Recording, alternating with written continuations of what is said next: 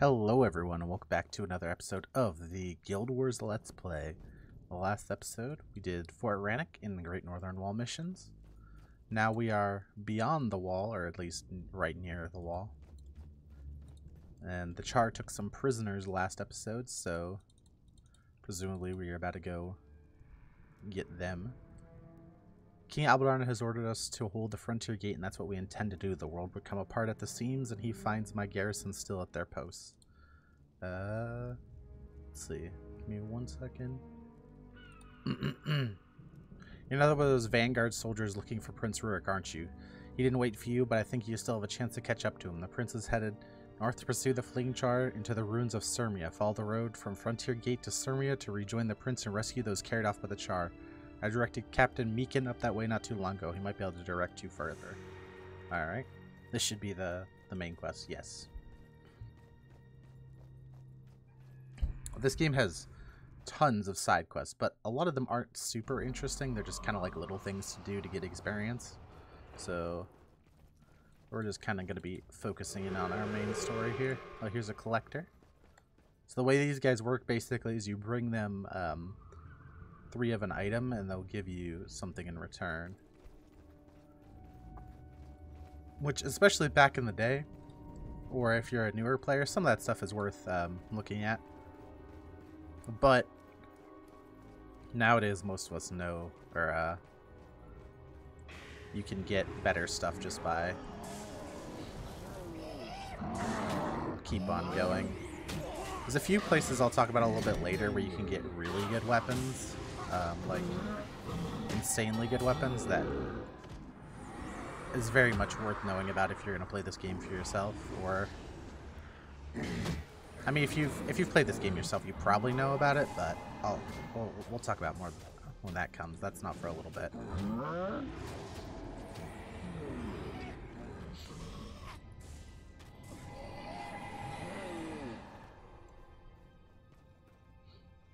There's another collector. Let's see who he has. Or she has, sorry. Ooh, 20% damage to Charr. The wrong way.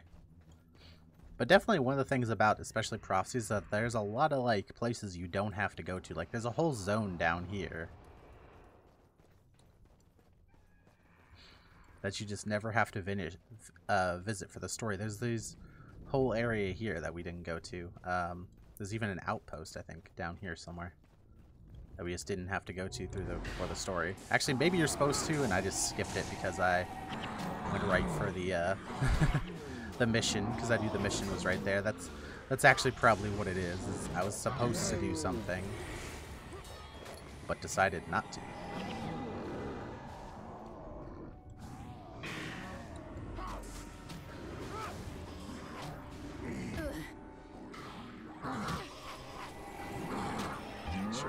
Up some of these guys.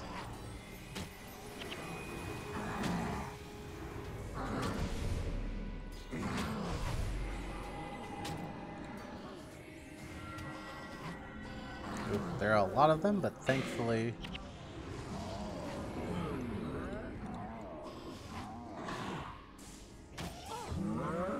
oh no. Put our Thankfully, none of these guys have hex removal yet, so we don't have to worry about them being able to take our spells off.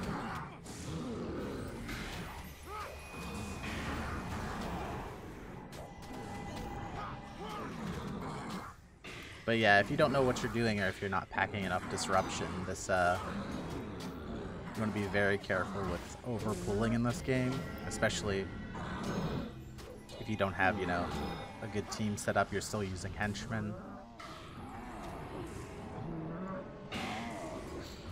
Also, especially versus enemies, it's not always like you don't always need to focus healers, because a lot of times you can just do enough damage to outpace the healing. Like there were 4 or 5 healers in that group and we just outpaced the damage. Now it's because it's early game and they're very poorly optimized, but yeah. Ruins are up this way, it looks like. Frontier Gate, that's where we came from.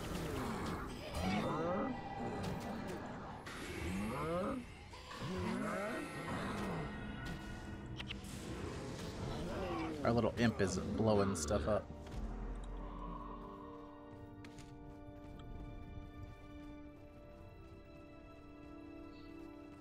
Oh, there's a moa bird over there. That's a pet for rangers. Rangers get to have pets, and there's something like... There's a pretty ridiculous amount, something like 50 or something unique pets. Now, granted, most people use like 1 or 2 of the pets. The pets don't actually do anything different. No pets are like necessarily more powerful than others. But a lot of the pets have, or a lot of there's some really cool pets that are relatively easy to get, so a lot of people just tend to use those. You've arrived just in time. The prince has already begun scouting the path, and from what I hear, he's prepared to pursue the Charr on his own if he needs be. He has to remain in this area and direct error when I can to find him.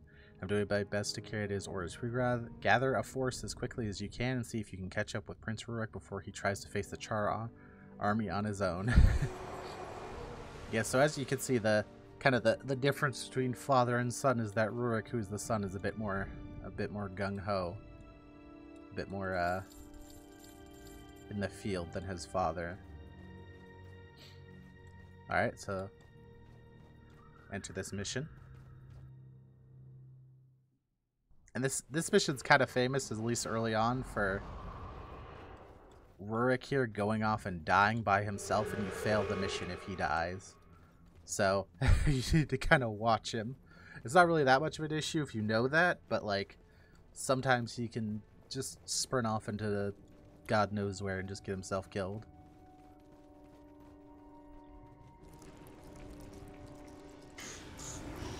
I think they actually changed it. I think in the past he actually used to be either a lower level, or he used to be, they changed his AI to be a little bit less suicidal, for lack of a better term. But very many, I remember as a kid having to do this mission a couple of times because he just YOLO'd off into the God knows where, while everybody else was just trying to fight. Waiting to see if any Devourers pop out of the ground. Here we go. Well, they're stacked up like that real nice, so our Fire Mage can blow them up with AoE.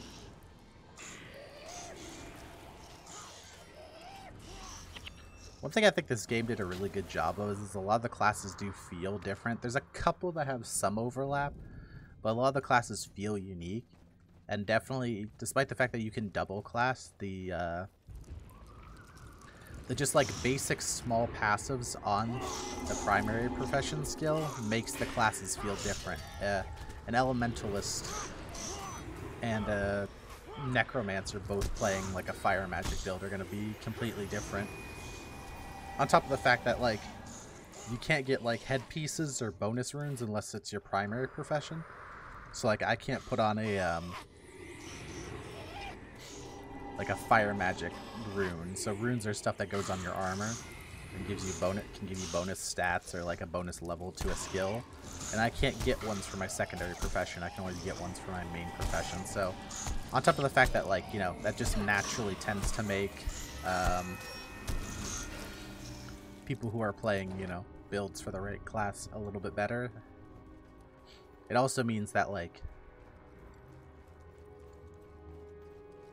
that can also change some like how powerful the builds are. So even if necessarily you have a better like primary profession skill, so like Mesmers, which makes cast time reduced of high cast spells. So even if you have stuff like that, which is better than like just the Elementalist one that gives you extra energy, an Elementalist can still like arguably do more damage with the Elementalist skills because they can get those skill bonuses from being an actual Elementalist.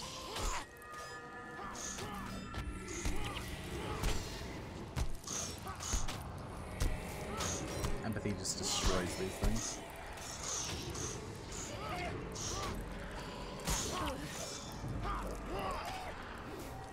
But yeah, all the primary profession skills are like just enough of a bonus to make the classes feel different. You have stuff like Ranger, which reduces the cost of like pet skills and bow skills energy-wise. Warriors gives you like some armor penetration, I believe, and bonus damage. Mesmers is faster casting and quicker recharge on their Mesmer skills. And then Necros is whenever stuff dies, you get energy back. I believe Monks is whenever you cast a spell that costs energy, you heal for a portion of the energy cost. Extra. I believe that's all the default class ones. The classes they added later tend to have a little bit more complex passive skills, but even then, just because there's more to them doesn't necessarily mean they're better. Like, Mesmer's is like the most broken one by a pretty far margin, but it doesn't mean the other ones are completely garbage. It doesn't mean that Mesmer is just default better than the other classes at doing their thing. Like, you still wouldn't necessarily play a Mesmer as a healer. It doesn't line up as well. Now, a Necromancer as a healer, to have infinite energy, now that's something you can do.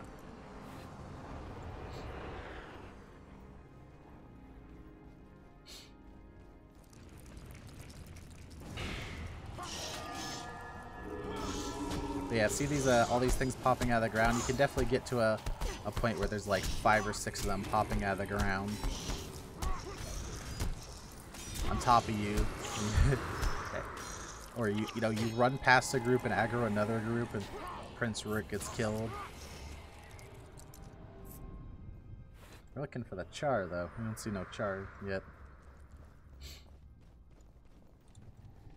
Oh, this is a boss. So the way you can tell what bosses are for the most part is that they have a different outline, and the different outline is based on what class they are. So this dude has like an orange outline, so that means he's a warrior boss. There's some other mechanics with bosses we'll get to later whenever we get to a higher level. Another one is that in the later campaigns they made it so the bosses deal extra damage, but not in the first 2 campaigns. So not in Prophecies and Factions. The bosses don't do extra damage. They're just a little bit higher level. But they do double damage in some of the later campaigns, which makes, like, especially a lot of elementalist bosses just, like, absolutely terrifying. This means they absolutely nuke your entire team for hundreds of damage if you let them cast.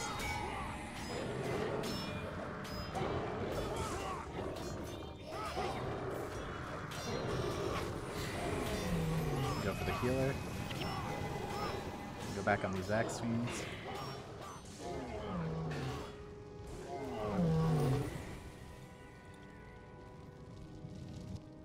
I forget what the bonus is, but yeah, see, this is what I'm talking about. See how Rurik will literally run ahead by himself?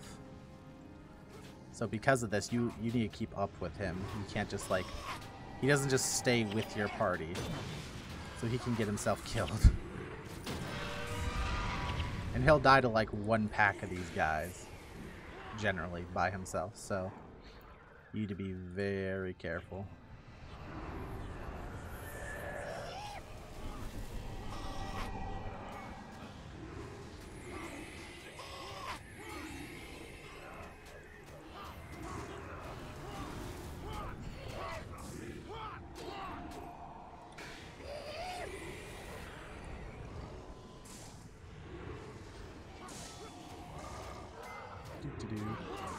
Blast these Charr martyrs. And this is bringing back some memories. I've never actually, like, so I probably did whatever the end game activities for this game, like the dungeons, and they were called elite areas, but they're basically the equivalent of like dungeons or raids from a standard MMO. So I did a lot of that. So I've probably only ever played through this campaign, like truly, like once or twice, especially. Because a lot of times on extra characters, you'll make them in different campaigns just because it's easier. A lot of times the other campaign, Prophecies, is pretty long, especially for a new character to get through. But this is bringing back some memories of me being like, God, when did I start playing this game? I must have been like 8, maybe younger. This is bringing back some memories.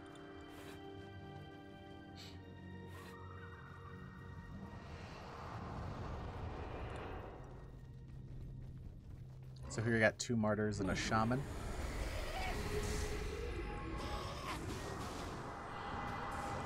I don't use my energy saving skill as much as I should.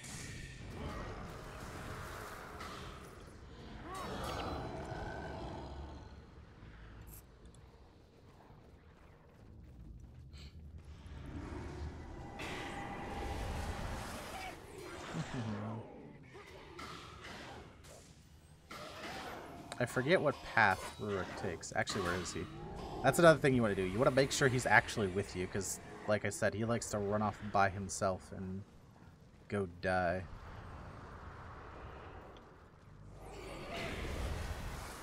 So you want to be extra careful not letting him run away. Yeah, these are like those tar pits I was talking about in the last episode. They make you slow if you run through them.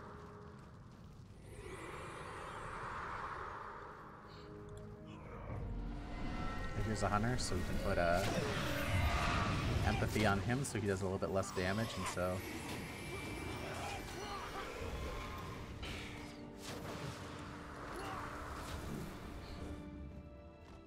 he doesn't hurt us. Looks like there's some bosses over here as well.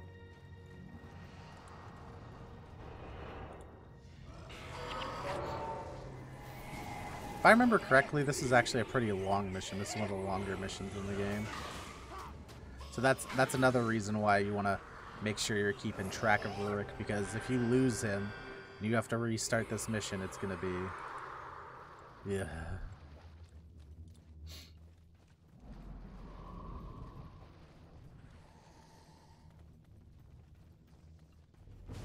Alright, so I'm going to try to aggro these guys by themselves, just so Rurik doesn't double pull us here.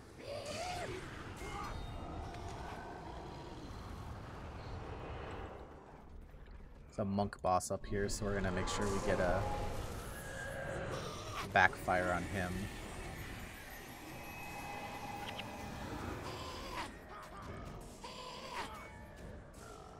Okay, he's down, so now we can just focus on the rest of his cronies.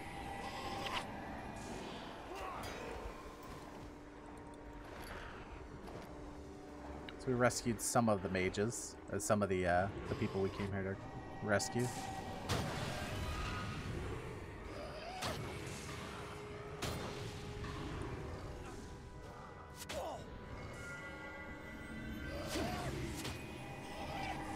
Man, I am not looking forward to when mobs start to get hex removal. Because especially, Prophecies is like surprisingly kind of brutal, because despite the fact that the enemies tend to have less skill options than in later campaigns, a lot of times they just... it's almost like because there were less options, they just put more generically good skills on a lot of the guys. There are some pretty scary mobs in this game with some pretty scary builds, but like... a lot of enemies in Prophecies will just have enchantment removal. They'll just have hex removal. They'll have slows. Whereas like in other campaigns, they might have better builds like damage-wise, but they won't have as much control.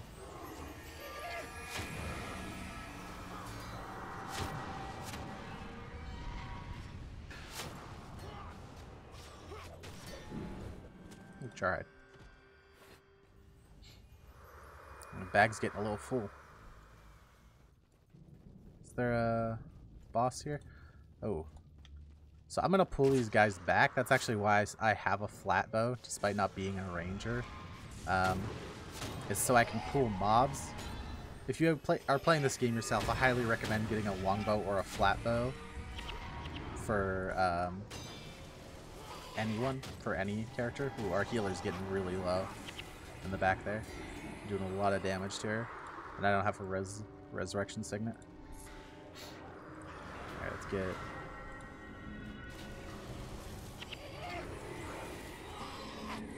Yeah, they do a lot of damage to him.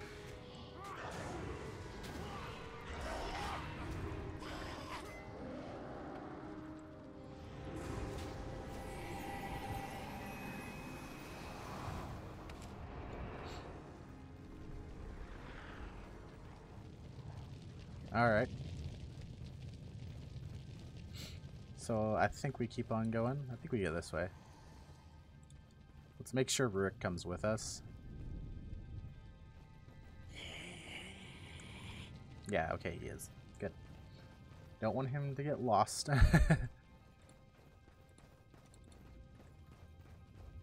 Here's another boss. This is the one that's a little annoying. So this is a necromancer. Yeah.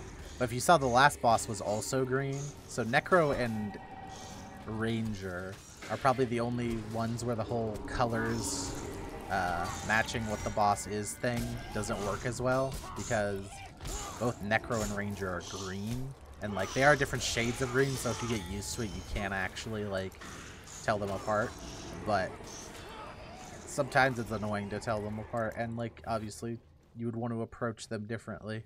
Like for example, I have an anti-mage skill and an anti-melee skill, so I don't need lead with the wrong one, especially because they cost a lot of energy.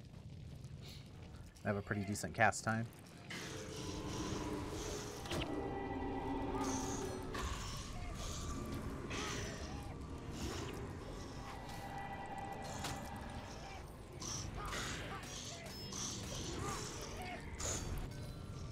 Oh, here we go.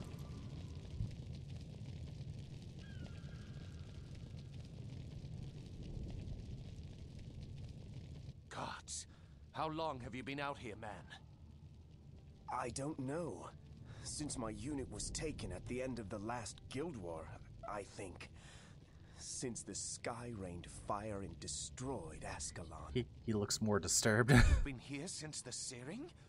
That's over 2 years. The crappy graphics make him look others? even more disturbed. Yes, the remnants of my unit. The Flaming Scepter mages. Soldiers who have been slaves since the end of the war? They're being held in the ruins of the old capital, Draskir. Then we go to Draskir. My lord, night is falling. If we don't head for the wall now, we may all be captured. I understand the dangers, but Balthazar be damned if I allow those soldiers to remain slaves to the Charr. I can show you where they are being held. Very good. He We changed head his tune north real then, quick. to Draskir. Yeah, so this is in part why this mission's so long, is because now we basically have a second mission. To be fair, that would have been kind of a short mission just to get up to here, but that took me like 10-15 minutes. And we have another, like, another good chunk of a trek to get to this place to rescue these other mages. So if you screw up, you gotta run all the way back. Ooh. Not fun, not fun. I don't think it's so far.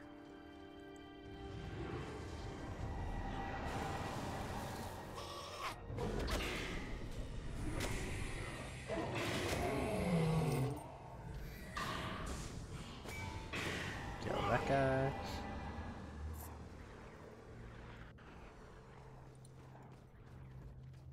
He's a martyr. These martyrs are healers. So we'll get a backfire on that guy to lead with.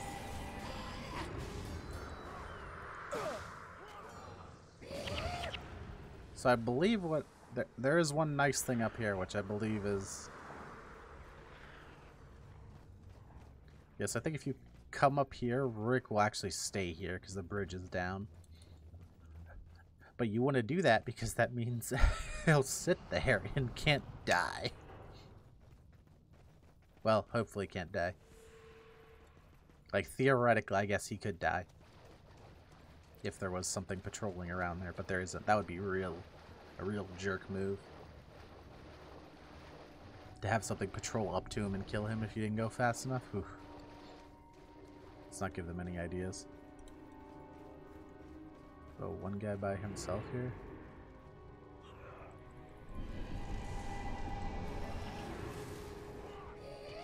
Yeah, we do a lot of damage if we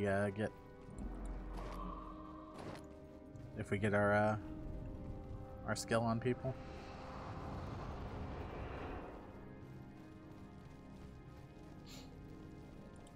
Who's this? I don't remember this person being here. I've watched these road for 10 years.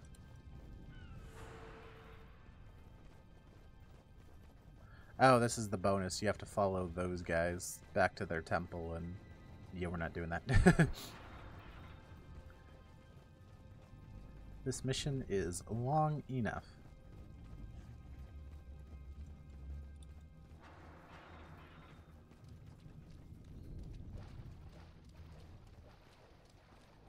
So So I think we go around and then we go back up on this other side. I believe. Sometimes Prophecy has a bad habit of there just being dead ends at the end of long walkways, but I think we can walk back up. I always thought the texture on these were pretty cool, even though it doesn't show you anything, just like the effect on it. I was always kind of surprised with how well it like shimmers like real oil would. I don't know. Obviously it's not perfect, but compared to the rest of the game, I always thought that that was kind of impressive. Alright, so now we're back on top of this wall. So now we need to basically clear out this entire huge compound.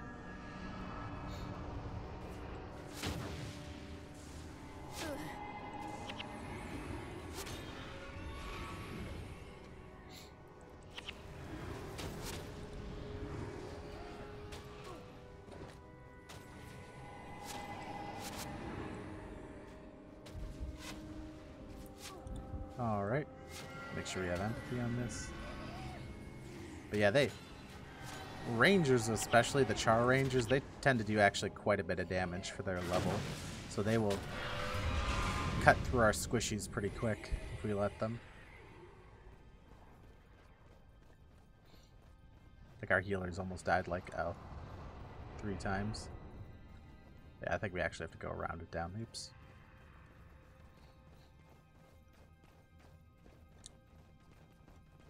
There's a big oil pool up here. You can't go everywhere on this map. It's a little bit stylized, but you can go through a good chunk of it.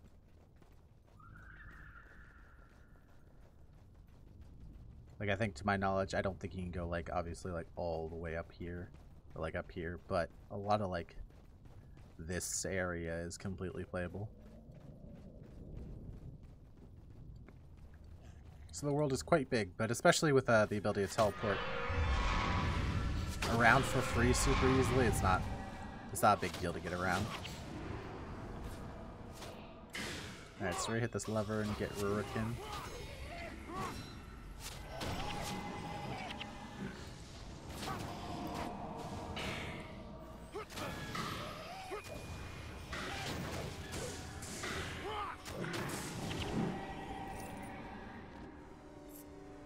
Alright.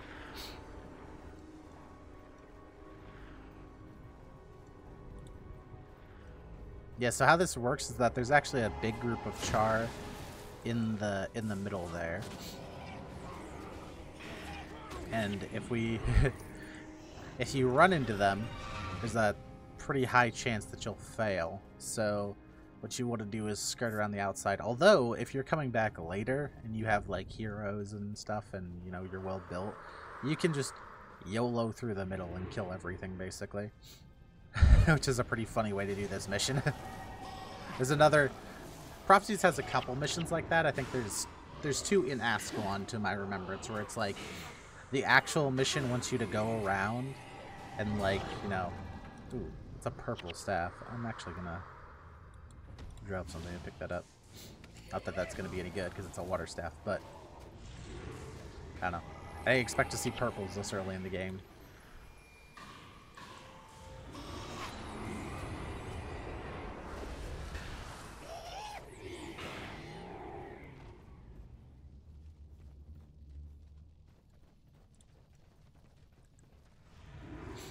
Yeah, so we're gonna go around this edge here, I believe. Make sure we still get Rurik with us. Yeah, we still do have Rurik with us. Good, good, good.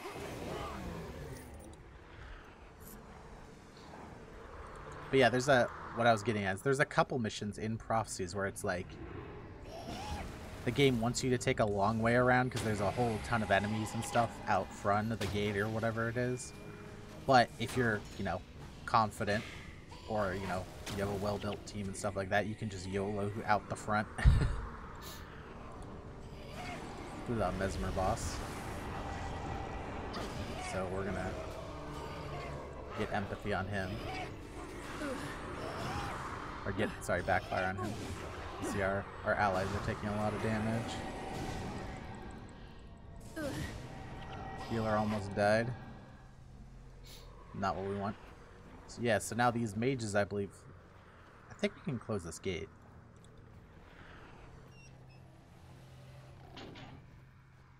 No, okay, that gate doesn't do it.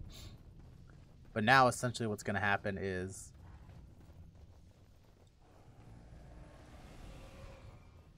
As a boy, I studied in this academy. But basically now we just have to defend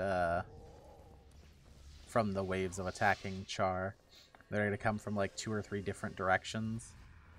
You basically just need to defend. This is one advantage, though, of if you like just destroy the go through the middle and destroy all the guys before they get to you. You can actually like cut out a good portion of this. You do want to be careful, though. You don't want your heroes to over aggro, so you gotta be careful with sending them out super far.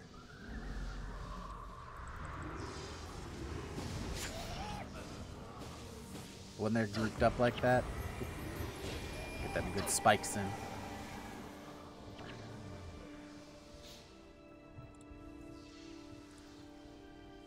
But yeah, you want to be a little bit careful with like you see those groups out here. You don't want your team to go out and grab those guys as you're trying to deal with another pack. That is fine. We're actually casting a skill here. It's called Knock. And don't worry, you saw that it had like a 10-minute cast time. I think it just goes off after we slowly whittle down all these Charr. But it's just funny because yeah, if you actually pay attention and like hover over him, you see that if he's casting the skill, it takes 120 seconds. What's that? It's like 20 minutes. It doesn't actually take 20 minutes for you to finish the mission.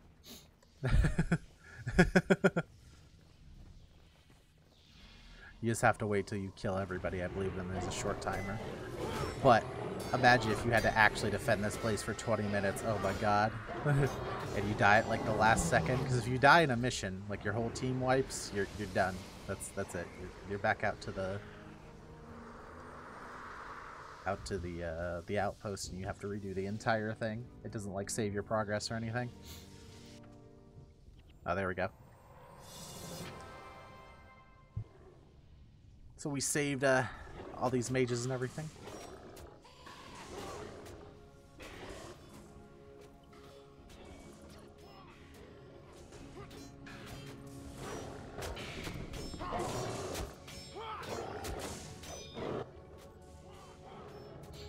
Got a portal. Yep, even more baddies.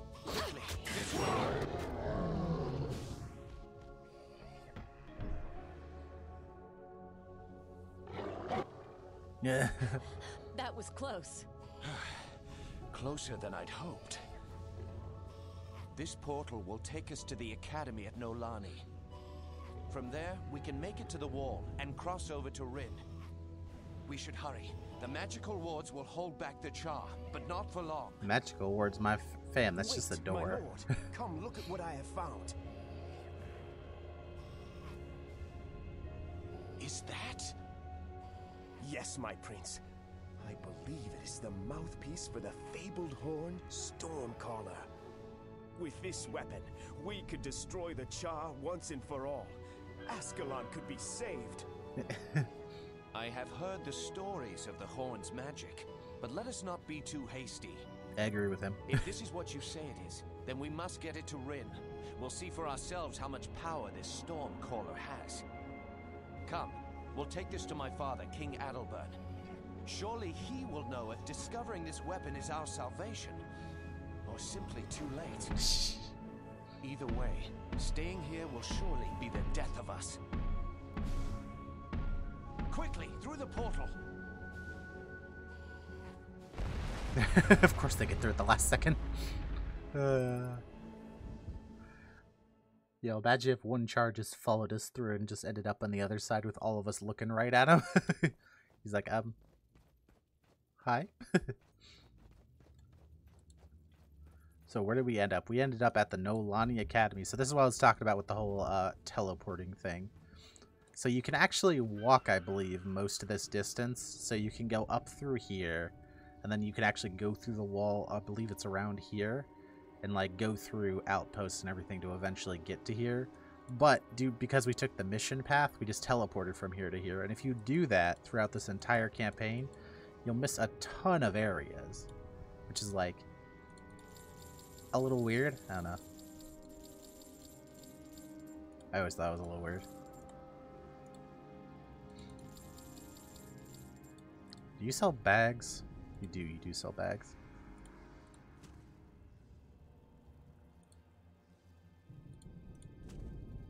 Buy that. I don't want a small equipment pack right now, but I'm just gonna buy some bags real quick so we got some more storage space. There we go. Looking a lot better. Looking a lot better.